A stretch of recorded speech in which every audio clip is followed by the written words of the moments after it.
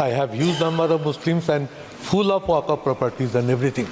I am little aware, I will speak only few points, that it is a violative of Article 14, which is equality before law.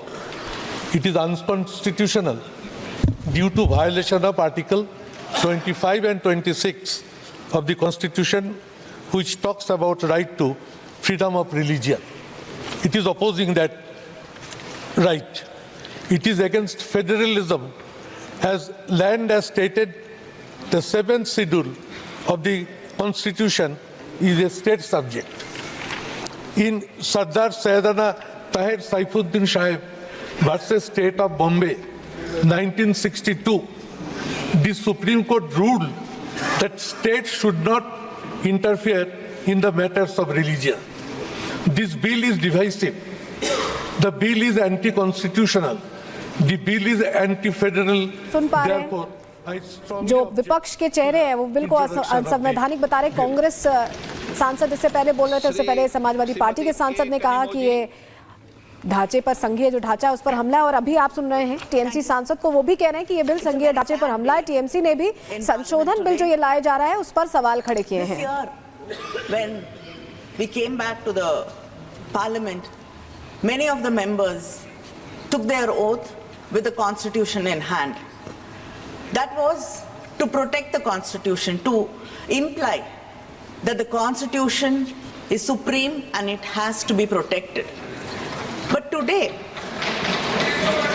we see that this government is blatantly going against the constitution.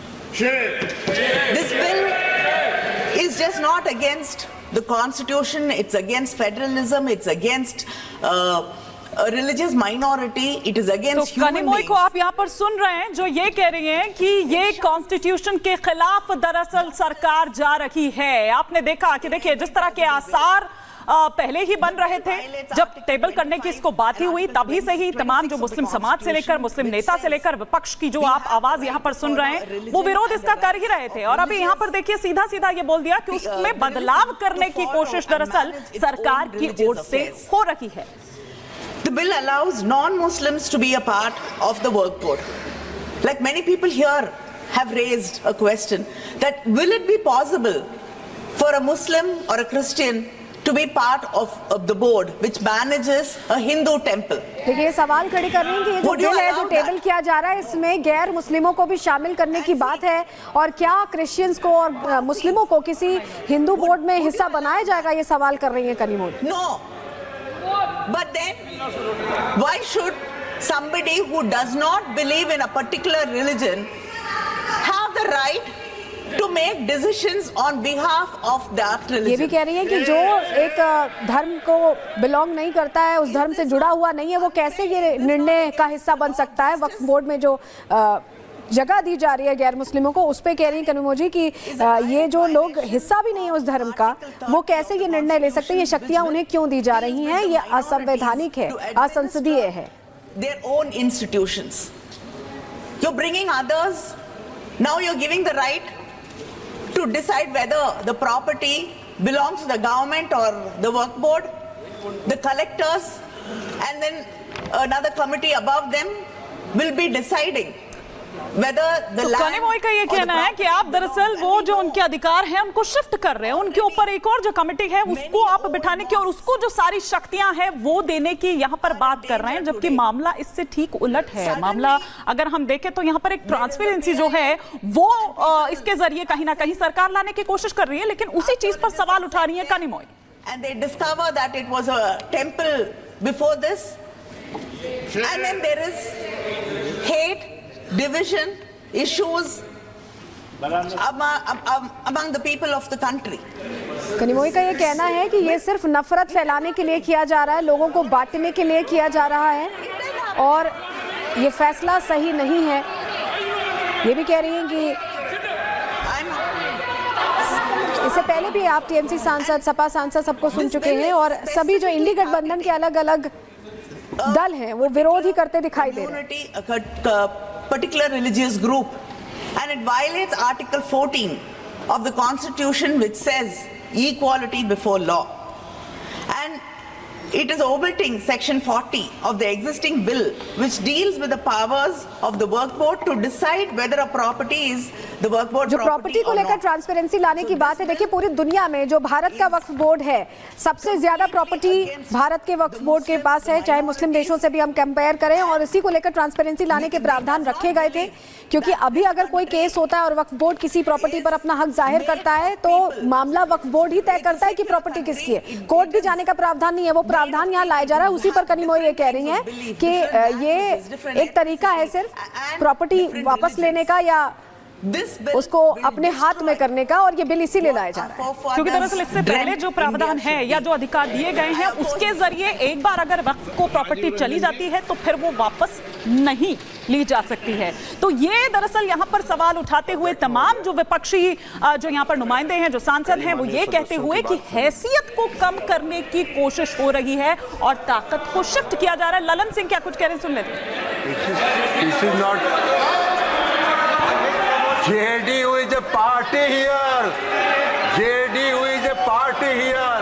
Whether it is opposing or supporting, I have to record. Lalan Singh बोलना शुरू कर रहे हैं, उससे पहले हंगामा हो रहा है और इसी को लेकर जेडीयू एक पार्टी है, वो अपनी बात कहेगी चाहे सपोर्ट में चाहे विरोध में। ललन सिंह ये कह रहे हैं। अध्यक्ष महोदय, कई माननीय सदस्यों की बात सुनने से ऐसा लग रहा है जैसे यह जो संशोधन लाया गया वक्फ बोर्ड के कानून में, यह मुसलमान विरोधी है। कहां से ये मुसलमान विरोधी है? कौन सा इसका कानून मुसलमान विरोधी बताता है? यहाँ उदाहरण दिया जा रहा है कि अयोध्या की मंदिर गुरुबायू, अरे मंदिर और संस्था में अगर अंतर आपको नहीं समझ में आ रहा है तो आप कौन सा तर्क खोज रहे हैं? अरे ये मंदिर नहीं है, आपके मस्जिद को छेड़छाड़ करने का प्रयास नहीं किया जा रहा है। यह एक कानून से बना हुआ संस्था है। उस संस्था को पारदर्शी बनाने के लिए कानून बनाया जा रहा है। पारदर्शिता होना चाहिए। कोई निरंकुश संस्था कोई भी कानून से, वक्फ बोर्ड कैसे बना?